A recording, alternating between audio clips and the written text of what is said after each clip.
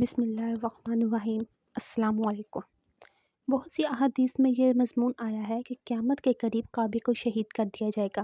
ابو ہریرہ رضی اللہ تعالیٰ عنہ سے روایت ہے کہ رسول اللہ صلی اللہ علیہ وآلہ وسلم نے فرمایا، چھوٹی چھوٹی ٹیڑھی پنڈلیوں والا ایک حبشی کعبے کی عمارت ڈھائے گا۔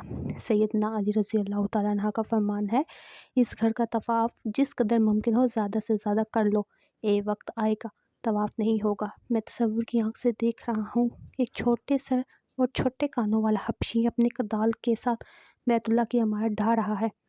ابن عباس رضی اللہ تعالیٰ عنہ سے روایت ہے کہ رسول اللہ صلی اللہ علیہ وآلہ وسلم نے فرمایا، گویا کہ میں اس کالے ٹیڑھی پنڈلیوں والے شخص کو دیکھ رہا ہوں جو کعبے کا ایک پتھر اکھاڑ رہا ہے۔ سیدنا ابو ہریرہ رضی اللہ تعالیٰ عنہ سے روایت ہے کہ جناب رسول اللہ صلی اللہ علیہ وآلہ وسلم نے فرمایا، حجر اسود اور مقام ابراہیم کے درمیان ایک شخص کے ہاتھ پر بیعت کی جائے گی۔ سب سے پہلے اس کے پیروکار اس گھر کی بے حرمتی کریں گے۔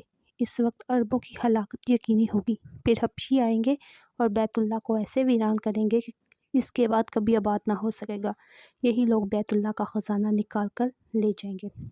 یہ حدیث سیدنا عائشہ رضی اللہ تعالیٰ عنہ کی اس حدیث کے خلاف نہیں ہے کہ نبی محمد صلی اللہ علیہ وسلم نے فرمایا، ایک لشکر کعبے پر حملہ کرنے آئے گا تو ان سب کو مقام بیضا پر دھنسا دیا جائے گا۔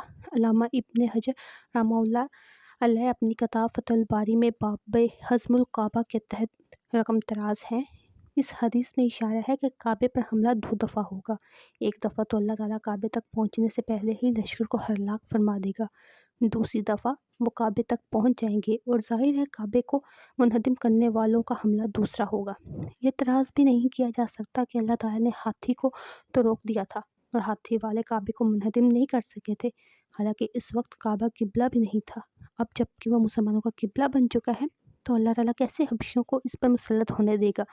یہ اعتراض اس لیے وارد نہیں ہوتا کیونکہ انہدام کعبہ آخری زمانے یعنی قیامت کے قریب ہوگا، جبکہ روئے زمین پر اللہ کا نام لیوا کوئی نہ ہوگا، جیسا کہ رسول اللہ صلی اللہ علیہ وسلم کا فرمان ہے، قیامت اس وقت قائم ہوگی جب زمین پر کوئی اللہ کرنے والا نہ ہوگا، اور یہی مطلب ہے دوسری حدیث کی ان الفاظ کا، پھر اس کے بعد کبھی نہ آباد ہوگا، یعنی پھر قیامت آ جائے گی۔